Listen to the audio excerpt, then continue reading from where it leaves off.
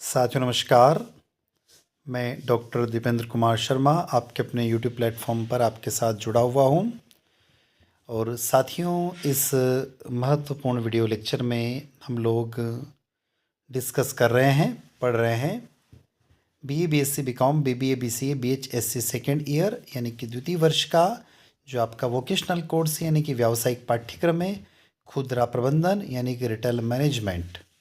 Course का title है आपूर्ति श्रृंखला और खुदरा प्रबंधन, सप्लाई चेन रिटेल मैनेजमेंट।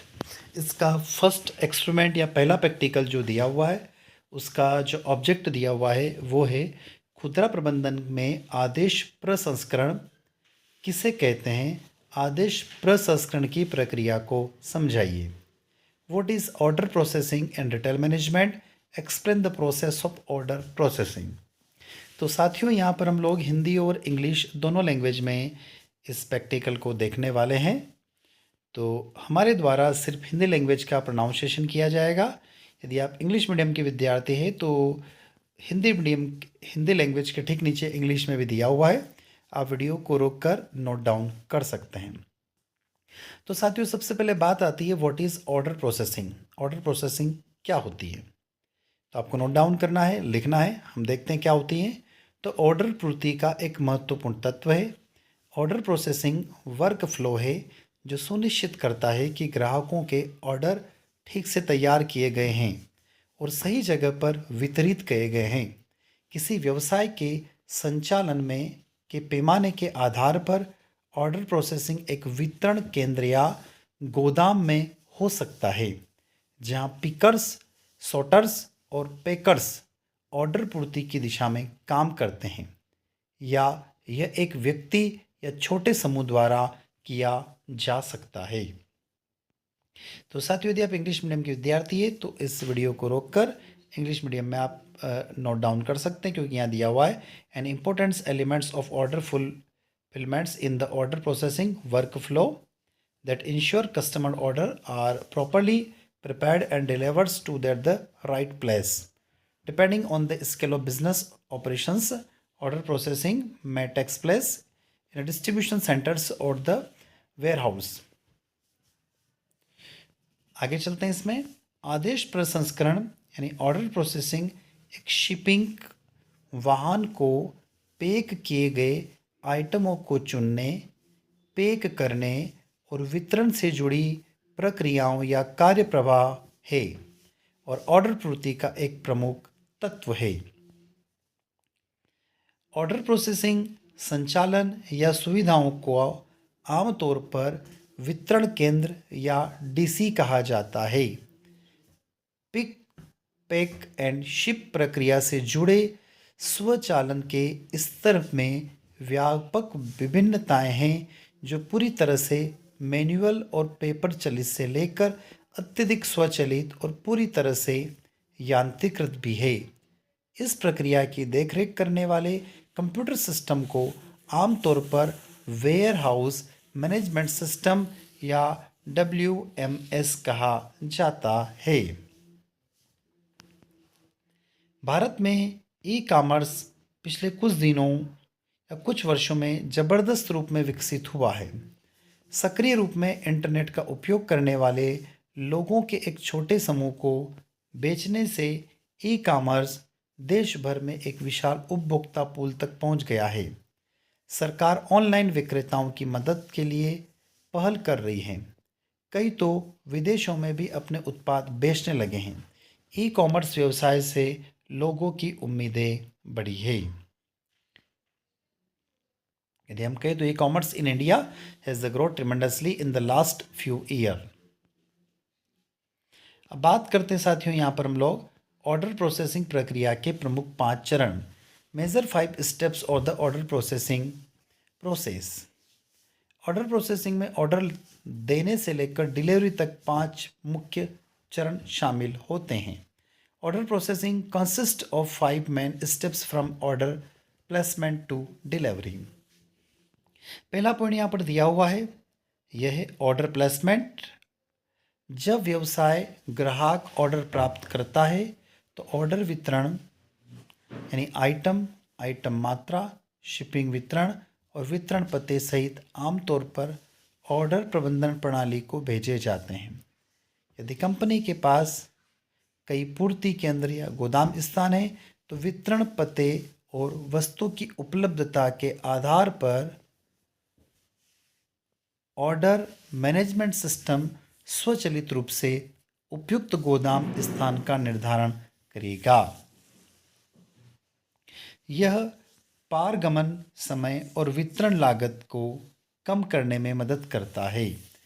कुछ उदाहरणों में तेजी से वितरण सुनिश्चित करने के लिए कई गोदामी स्थानों से कई वस्तुओं के साथ एक आदेश पूरा किया जा सकता है। उदाहरण के लिए यदि एक पूर्ति केंद्र किसी निश्चित वस्तु का स्टॉक नहीं करता है तो वह वस्तु स्टॉक में नहीं है, तो ग्राहकों को दो अलग अलग स्थानों से दो शिपमेंट प्राप्त हो सकते हैं ताकि उन्हें आइटम के फिर से स्टॉक होने का इंतजार न करना पड़े। तो साथियों, यदि आप इंग्लिश मीडियम के विद्यार्थी हैं तो इंग्लिश में जो इसका वर्जन दिया हुआ है आप वीडियो को रोककर नोट डाउन कर सकते हैं। नेक्स्ट पॉइंट दिया हुआ है सूची चुनना, इन्वेंटरी पिकिंग्स। ग्राहक के आदेशों को पूरा करने के लिए वस्तु सूची से वस्तुओं की एक निर्दिष्ट मात्रा एकत्र करने की प्रक्रिया ऑर्डर पिकिंग एक अत्यधिक नियंत्रित प्रक्रिया होनी चाहिए, क्योंकि ये सीधे समग्र ऑर्डर प्रोसेसिंग वर्कफ्लो की उत्पादकता को प्रभावित करती हैं।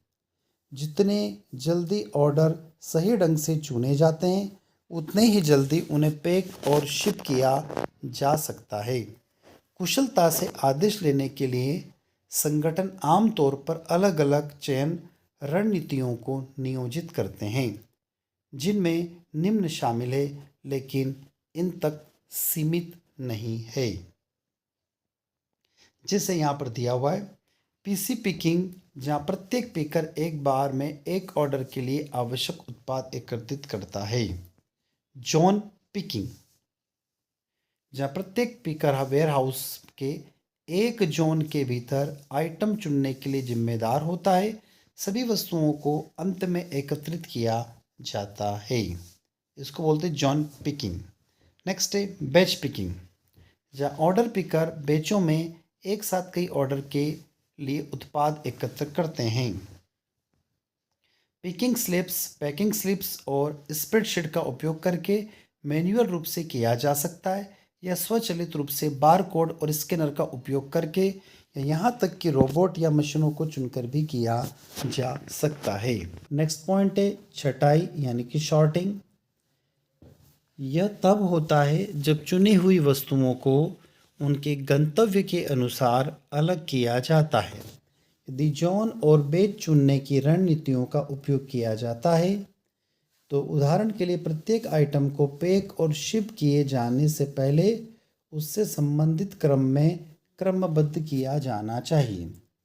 छटनी सटीकता और ग्राहकों की संतुष्टि की दिशा में एक आवश्यक कदम है, क्योंकि यह कर्मचारियों के लिए यह सुनिश्चित करने का सही समय है कि सभी ऑर्डर किए गए आइटम मौजूद है और शिपिंग के लिए अच्छी स्थिति में है। इसको बोलते हैं शॉर्टिंग। उसके बाद आता है पैकिंग। उपयुक्त शिपिंग बॉक्स में आइटम को सुरक्षित रूप से पैक करने की प्रक्रिया पैकिंग प्रक्रिया में पैकेजों का वजन करना और उन्हें प्राप्तकर्ताओं के पते और किसी भी आवश्यक वितरण निर्देश के साथ लेबल करना भी शामिल है। चाहे आइटम कस्टम पैकिंग में पैक किए गए हो या सादे नालीदार शिपिंग बॉक्स में, ऐसे आइटमों और वजन को प्राथमिकता देना महत्वपूर्ण होती है जिन्हें आसानी से संभाला जा सकता है और जो लागत प्रभावी है। इस प्रोसेस का नाम है पैकिंग। तो फोर्थ प्रोसेस आपको स्क्रीन पर दिखाई दे रही है। यदि आप इंग्लिश मीडियम के विद्यार्थी हैं तो इसकी इंग्लिश में नोट डाउन कर सकते हैं। फिफ्थ आता है शिपिंग। ऑर्डर को उनके अंतिम गंतव्य तक पहुंचाने की प्रक्रिया। ऑर्डर या तो सीधे ग्राहक को भेजे जा सकते हैं या लागत में कटौती करने और शिपमेंट की कुल संख्या को कम करने के लिए उन्हें पहले आसपास के स्थानों पर जाने वाले अन्य ऑर्डर के साथ समेकित किया जा सकता है। यदि आदेश समेकित किए जाते हैं तो एक से अधिक आदेश आमतौर पर एक ही वाहक के साथ भेजे जाते हैं और फिर आवश्यकता अनुसार विशिष्ट स्थानों पर अग्रेषित किए जाते हैं। शिपिंग करते समय विश्वसनीयता ट्रैकिंग सिस्टम का उपयोग करना महत्वपूर्ण है ताकि आप और आपके ग्राहक ऑर्डर की निगरानी कर सके। बात आती है साथियों इसके बाद जो आपको नोट डाउन करना है, ऑर्डर प्रोसेसिंग फैक्टर, आदेश प्रसंस्करण कारक। प्रसंस्करण आदेशों के लिए कोई एक आकार फिट सभी दृष्टिकोण नहीं है। विधियां और प्राथमिक व्यवसायों, वितरण केंद्रों और वाहकों में भिन्नता होती है और अक्सर कारकों पर निर्भर करती है, जैसे उत्पादों की प्रकृति। उदाहरण के लिए खराब होने वाली वस्तुएं जैसे कि भोजन या फूल और आमतौर पर गुणवत्ता बनाए रखने के लिए तापमान या नमी नियंत्रित वातावरण में भेजने की आवश्यकता होती है, जबकि कपड़ों को नहीं भेजा जा सकता है। तो ये हो गया हमारा point, nature of the product. दूसरा नंबर, सोप आइटम, मदों की संख्या। थोक में ऑर्डर किए गए आइटम छोटे ऑर्डर की तुलना में अलग तरह से पैक और हैंडल किए जाते हैं। डाक सेवा के माध्यम से छोटे आदेश सीधे ग्राहक के पते पर भेजे जा सकते हैं, जबकि थोक वस्तुओं को वितरण केंद्र पर भेज दिया जाता है। नेक्स्ट है शिपिंग पैकेजिंग।